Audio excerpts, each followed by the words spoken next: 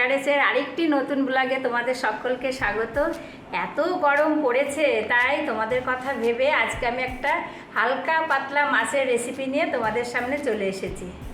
দেখো, এখানে কাতলা মাছ নিয়েছি আর এই যে ঝিঙে নিয়েছি। আজকে আমি একদম হালকা পাতলা করে রাঁধুনি কাতলা করে তোমাদের দেখাবো। ঝিঙে দিয়ে রাঁধুনি কাতলা। মাছটাকে আমি নুন হলুদ মাখিয়ে নিচ্ছি।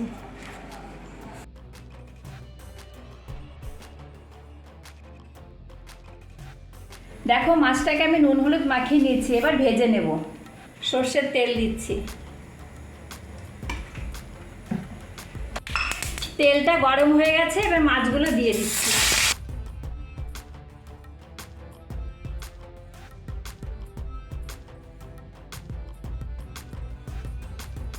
মাছটা ভাজা হয়ে গেছে। আমি একটু কড়া করেই ভেজেছি, কারণ আমাদের বাড়িতে সব কড়া ভাজাই পছন্দ করে। এবার তুলে নিচ্ছি।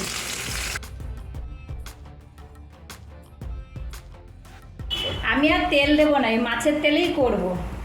প্রথমেই দিচ্ছি একটা তেজপাতা, একটা শুকনো লঙ্কা আর একটু রাঁধুনি ফোড়নে। এবার দিচ্ছি অল্প একটু পেঁয়াজ কুচি। এ দেখো, পেঁয়াজটা ভাজা হয়ে গেছে। এবার আমি 1 চামচ আদা বাটা দিচ্ছি।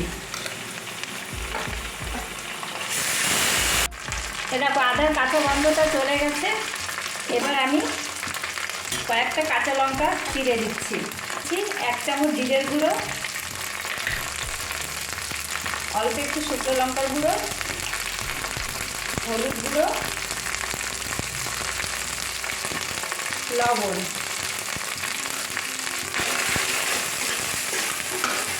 এবার দিয়ে দিচ্ছি কিছুটা টমেটো কুচি। কষানো হয়ে গেছে। আমি ঝিঙেগুলো এইভাবে কেটে নিয়েছি, ঝিঙেগুলো দিয়ে দিচ্ছি। এরকম মশলার সাথে ঝিঙেটা খুব ভালো করে কষানো হয়ে গেছে। এবার আমি গরম জল দেব। গরম জল দেওয়ার চেষ্টা করবে, তাহলে তরকারির টেস্টটা একটু বেশি ভালো হয়।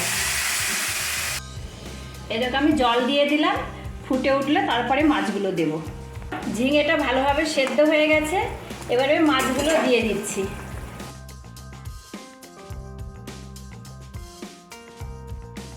মাছ ঝোল ভালোভাবে ফুটে গেছে। আমি এখানে একটু রাঁধুনি বেটে রেখেছি, এবার রাঁধুনি বাটাটা দিয়ে দেব। এবার আরেকটু ফুটিয়ে নেব। রাঁধুনি কাতলা পুরোপুরি রেডি হয়ে গেছে। এবার আমি নামিয়ে নেব। রাঁধুনিও একটা ঠান্ডা মশলা, তারপরে ঝিঙেও একটু ঠান্ডা সবজি, খুব ভালো একটা রেসিপি গরমকালের জন্য। তোমরা কিন্তু অবশ্যই এটা কিন্তু করে খাবে। দেখো বন্ধুরা, কত সহজেই আমি রাঁধুনি কাতলা বানিয়ে ফেললাম। একটা শরীর ঠান্ডা করার রেসিপি। তোমরা কিন্তু অবশ্যই এভাবে বাড়িতে বানিয়ে খাবে আর আমাকে জানাবে যে কেমন হলো রেসিপিটা।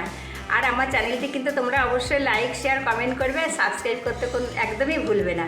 অন্য কোনো পরের নতুন রেসিপি নিয়ে তোমাদের সাথে দেখা হবে। তোমরা কিন্তু সবাই ভালো থাকবে, সুস্থ থাকবে।